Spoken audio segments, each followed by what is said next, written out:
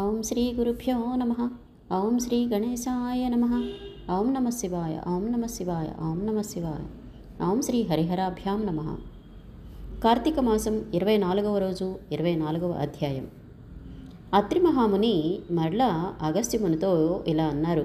ఓ కుంభసంభవ, కార్తీక వ్రత ప్రభావం ఎంత విచారించినను ఎంత విన్నను తనివి తీరదు. నాకు తెలిసినంతవరకు వివరిస్తాను, జాగ్రత్తగా ఆలకించు అని అన్నారు.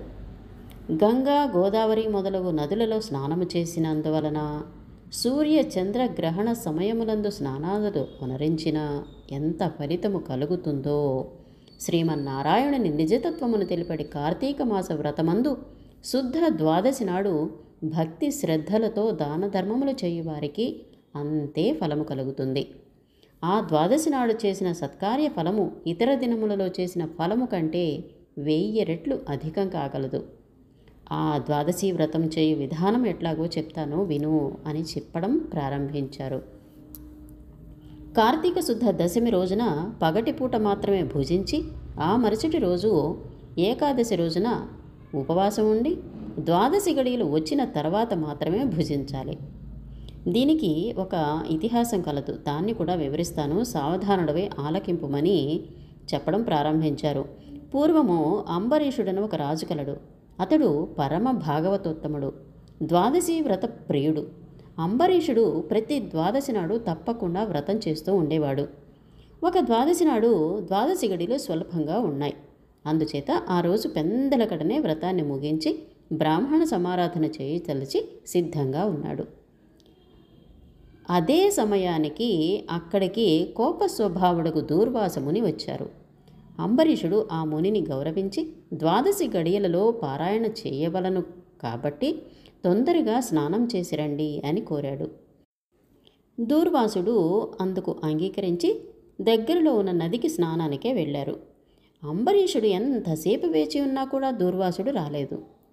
ఒక పక్కన ద్వాదశి గడియలు దాటిపోతున్నాయి.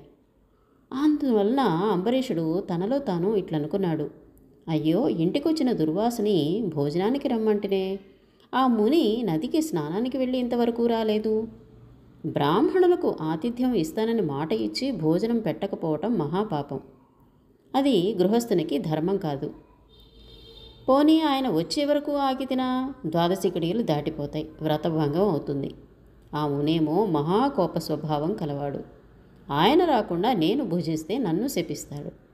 అయ్యో, నాకేమీ తోచకున్నదే, బ్రాహ్మణ భోజనం అతిక్రమించరాదు. ద్వాదశి గడియలు మించిపోకూడదు.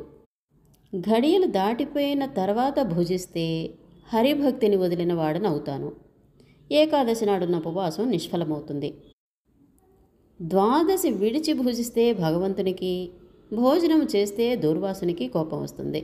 అంతేకాకుండా ఈ నియమాన్ని నేను అతిక్రమించిన ఎడల వెనకటి జన్మలో చేసిన పుణ్యాలన్నీ నశిస్తాయి, దానికి ప్రాయశ్చిత్తం లేదు అని ఆలోచించి బ్రాహ్మణ శాపానికి భయం లేదు, ఆ భయాన్ని శ్రీ మహావిష్ణువే పోగొట్టగలుగుతాడు, కాబట్టి నేను ద్వాదశి గడియలలో భోజనం చేయుటయే ఉత్తమం, అయినను పెద్దలతో ఆలోచించటం మంచిది అని సర్వజ్ఞులైన కొందరు పండితులను రప్పించి వారితో ఇలా చెప్పారు.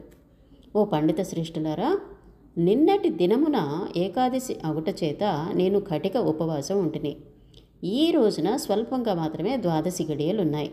ద్వాదశి గడియల్లోనే భుజించవలసి ఉన్నది. ఇంతలో నా ఇంటికి దూర్వాస మహాముని విచ్చేశారు. ఆ మహామునిని నేను భోజనానికి ఆహ్వానించాను. అందులోకి ఆయన అంగీకరించి నదికి స్నానార్థమై వెళ్ళి ఇంతవరకు రాలేదు. ఇప్పుడేమో ద్వాదశి గడియలు దాటిపోతున్నాయి. బ్రాహ్మణుని వదిలి ద్వాదశి గడియల్లో భుజించవచ్చునా, లేక వ్రతభంగాన్ని సమ్మతించి ముని వచ్చే వరకు వేచి ఉండాలా? ఈ రెండింటిలో ఏది ముఖ్యమైనదో తెలపండి అని కోరాడు.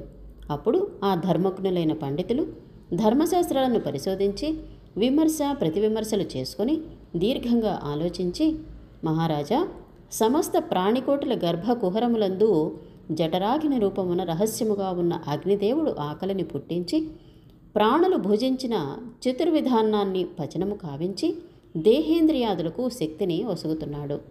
ప్రాణవాయువు సహాయంతో జఠరాగ్ని ప్రజ్వరిల్లుతుంది. అది చెలరేగితే క్షుద్బాధ, దప్పిక కలుగుతుంది. ఆ తాపాన్ని చల్లార్చవలెనన్నా అన్నము నీరు పుచ్చుకొని శాంతపరచాలి. శరీరానికి శక్తి కలుగచేవాడు అగ్నిదేవుడు. దేవతలందరికంటే అధికుడై దేవపూజ్యుడైనాడు. ఆ అగ్నిదేవుని అందరూ ఎల్లప్పుడూ పూజించాలి. గృహస్థు ఇంటికి వచ్చిన అతిథి కడజాతివాడైనా కూడా భోజనం పెడతానని చెప్పి వానికి పెట్టకుండా తినకూడదు. అందులోనూ వేదాంగ విద్యా విశారదుడును మహా తపస్శాలియు సదాచార సంపన్నుడు అయిన దూర్వాస మహామునిని భోజనానికి పిలిచి వానికి పెట్టకుండా తాను భుజించటం వలన మహాపాపం కలుగుతుంది. అందువలన ఆయుక్షీణం కూడా కలుగుతుంది. దూర్వాసుడంతటి వానిని అవమానమనరించిన పాపము కూడా సంప్రాప్తమవుతుంది అని విశదపరిచారన్నమాట. ఇంతటితో కార్తీక మాసంలో 24వ పారాయణం సంపూర్ణం.